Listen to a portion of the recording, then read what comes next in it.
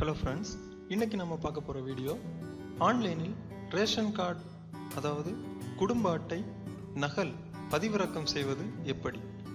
நம்மளோட ப்ரௌசரில் www.tnpds.gov.in என்ற இணையதள முகவரிக்கு போகணும். அதில் பார்த்தீங்கன்னா பயனாளர் நுழைவுன்னு ஒரு ஆப்ஷன் இருக்கும். அதில் நம்ம மொபைல் நம்பரை டைப் பண்ணி கடவுச்சொல் அனுப்பு அப்படின்னு ஒரு ஆப்ஷன் இருக்கும்.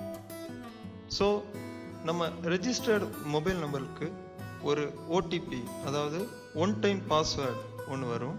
ஸோ அதை இந்த இடத்துல ஃபில் பண்ணிக்கோங்க. பதிவு செய் என்கிற ஒரு ஆப்ஷன் இருக்கும், அதை கிளிக் பண்ணிக்கோங்க.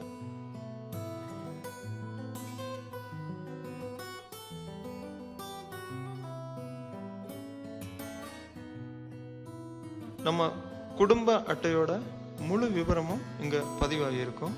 அதில் பார்த்தீங்கன்னா குடும்ப அட்டை எண், அட்டை பதிவு எண், குடும்ப அட்டை வகை, பெரியோர்களின் எண்ணிக்கை, சிறியோர்களின் எண்ணிக்கை, சிலிண்டர் எண்ணிக்கை, இந்த மாதிரிப்பட்ட தகவல்கள் எல்லாமே அதில் அடங்கியிருக்கும்.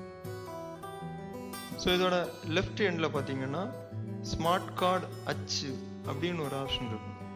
ஸோ அந்த ஆப்ஷனை கிளிக் பண்ணிங்கன்னா நம்ம ஸ்மார்ட் கார்டை நம்ம ஆஃப்லைனில் டவுன்லோட் பண்ணிக்கலாம். ஸோ இதில் 2 லாங்குவேஜ் இருக்குது, தமிழ், இங்கிலீஷ்.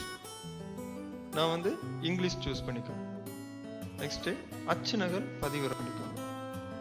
ஸோ இப்போ என்னோட ரேஷன் கார்டு ஆஃப்லைனில் அதாவது பிடிஎஃப் ஃபார்மேட்டில் டவுன்லோட் ஆகிடுச்சு.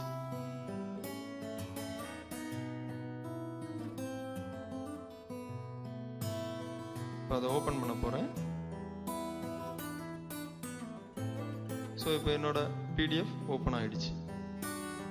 இதான் என்னோட ரேஷன் கார்டு. ஸோ இதில் அந்த குடும்ப தலைவரோட பேர் இருக்கும், அதுக்கப்புறம் அவரோட அட்ரஸ் இருக்கும், அதோட டேட் ஆஃப் பர்த் இருக்கும். அதோட பேக் பேஜில் எத்தனை மெம்பர்ஸ் இருக்காங்க, ஸோ 5 மெம்பர்ஸ்னால் 5 மெம்பர்ஸோட நேமு. நெக்ஸ்ட்டு ஒரு கியூஆர் கோடு ஒன்று இருக்குது. ஸோ அதை ஸ்கேன் பண்ணி நம்ம ரேஷன் கார்டை டவுன்லோட் பண்ணிக்கலாம். நம்ம அருகில் உள்ள இ-சேவை மையத்துக்கு போனீங்கன்னா நம்ம இந்த ரேஷன் கார்டை ஒரு ஸ்மார்ட் கார்டு வடிவில் பிரிண்ட் பண்ணி வாங்கிக்கலாம்.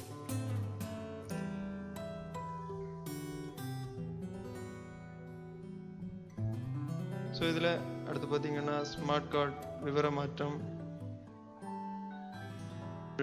கருத்து, ஸோ இந்த மாதிரி நிறைய ஆப்ஷன் இருக்குது.